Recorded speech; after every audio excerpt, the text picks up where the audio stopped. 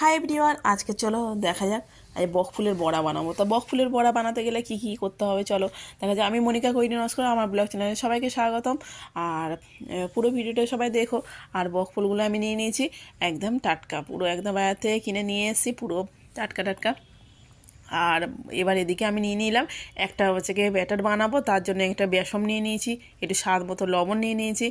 আর এখানে হচ্ছে চালের গুঁড়ো খানিকটা নিয়ে নিলাম। চালের গুঁড়োটা দিলে কি হয়, মচমচে হয় বড়াটা, ওই জন্য আমি একটু হলুদ গুঁড়ো দিয়ে দিলাম, আর কালো জিরে একটু দিয়ে দিলাম, আর আদা জিরে বাটা, আর একটু হালকা চিনি দিয়ে দিলাম, চিনি অ্যাড করলাম। এই হচ্ছে, এবার সামান্য ভালো করে মিশিয়ে একটু মিশিয়ে নেবো জল দিয়ে। আর তোমরা হচ্ছে গিয়ে লঙ্কার গুঁড়ো দিতে পারো বা কাঁচা লঙ্কা কুচি দিতে পারো। তা আমি একটু আদা লঙ্কা আর কাঁচা লঙ্কা বাটা দিয়েছি বলে আর আমি দিলাম না, আদা জিরে আর কাঁচা লঙ্কা বাটা একসাথে দিয়েছিলাম বলে। আর এদিকে তেল গরম হয়ে গেছে, আমি গরম করে এটা এটা করে ছাড়ছি, দেখতে পাচ্ছ গরম গরম একদম বেসন দিয়ে একদম পুরো ঝরঝরে। আর খেতে খুবই সুন্দর লাগে গরম গরম, এটা ভাত দিয়ে না এত সুন্দর লাগে। আর আমার রেসিপিটা কেমন লাগলো জানিও বন্ধুরা, আর ভালো লাগলে লাইক করো। আমার পুরো ঝটপট হয়ে গেল রেডি, টাটা।